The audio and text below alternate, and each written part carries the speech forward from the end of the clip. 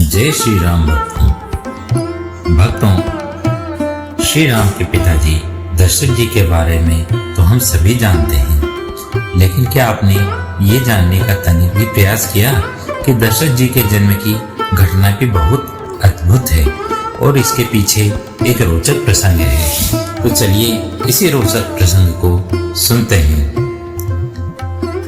महाराज दशरथ का जन्म एक बहुत ही अद्भुत घटना है। पौराणिक धर्म ग्रंथों के आधार पर बताया जाता है कि एक बार राजा अज दोपहर की वंदना कर रहे थे। उस समय लंकापति रावण उनसे युद्ध करने के लिए आया और दूर से उनकी वंदना देखने लगा।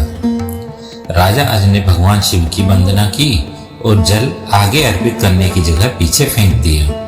यह देखकर रावण को बड़ा ही आश्चर्य हुआ और वह युद्ध करने से पहले राजा अज के सामने पहुंचा तथा पूछने लगा कि हमेशा वंदना करने के पश्चात तो जल का अभिषेक आगे किया जाता है, ना कि पीछे। इसके पीछे क्या कारण है?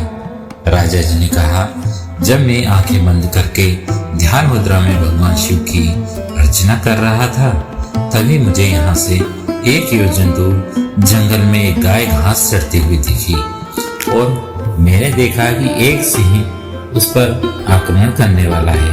तभी मैंने गाय की रक्षा के लिए जल का अभिषेक पीछे की तरफ किया। रावण को यह बात सुनकर बड़ा ही आश्चर्य हुआ। रावण एक योजन दूर वहां गया और उसने पेट में देखा कि एक गाय हरी घास का विचरण कर रही है, जबकि शेर के पेट में कई बाण लगे हैं। और अब रावण को विश्वास हो गया कि जिस महापुरुष के जल से ही बाण बन जाते हैं और बिना किसी लक्ष्य साधन के लक्ष्य वेध जाता है, ऐसे वीर पुरुष को जीतना बड़ा ही असंभव है। और रावण राजा अज से बिना युद्ध किए ही वापस लंका लौट जाता है। एक बार राजा अज जंगल में भ्रमण करने के लिए गए थे तो उन्हें एक बहुत ही सुंदर सरोवर दिखाई दिया। उस सरोवर में एक कमल का फूल था जो अति सुंदर प्रतीत हो रहा था। उस कमल को प्राप्त करने के लिए राजा अज सरोवर में चले गए, किंतु यह क्या, राजा अज जितना भी उस कमल के पास जाते, वह कमल उनसे उतना ही दूर हो जाता और राजा उस कमल को नहीं पकड़ पाए। अंततः आकाशवाणी हुई कि हे राजन, आप निसंतान हैं, आप इस कमल के योग्य नहीं हैं। इस भविष्यवाणी ने राजा अज के हृदय में एक भयंकर घात किया। राजा अज अपने महल में लौट आए और चिंताग्रस्त रहने लगे, क्योंकि उन्हें संतान नहीं थी, जबकि वह भगवान शिव के परम भक्त थे। भगवान शिव ने उनकी इस चिंता को ध्यान में लिया और उन्होंने धर्मराज को बुलाया और कहा, तुम किसी ब्राह्मण को अयोध्या नगरी पहुंचाओ जिससे राजा अज को संतान की प्राप्ति के आसार हो। दूर पार एक गरीब ब्राह्मण और ब्राह्मणी सरयू नदी के किनारे कुटिया बनाकर रहते थे। एक दिन वे ब्राह्मण राजा अज के दरबार में गए और अपने दुर्दशा का जिक्र करके उनसे भिक्षा मांगने लगे। राजा अज ने अपने खजाने में से उन्हें सोने की अशर्फियां देनी चाहिए, लेकिन ब्राह्मण ने कहते हुए मना कर दिया कि महाराज, यह धन तो प्रजा का है, आप अपने पास जो है उसे दीजिए। तब राजा अज ने अपने गले का हार उतारा और ब्राह्मण को देने लगे, किंतु फिर भी ब्राह्मण ने मना कर दिया कि यह भी प्रजा की ही संपत्ति है। इस प्रकार राजा अज को बड़ा दुख हुआ कि आज एक गरीब ब्राह्मण उनके दरबार से खाली हाथ जा रहा है।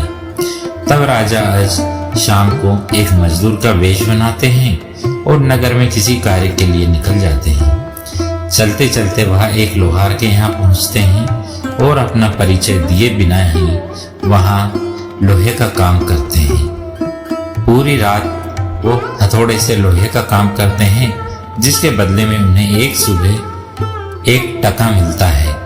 राजा 1 टका लेकर ब्राह्मण के घर पहुंचते हैं, लेकिन वहां ब्राह्मण नहीं था। उन्होंने वहां 1 टका ब्राह्मण की पत्नी को दिया और कहा, कि इसे ब्राह्मण देव को दे देना।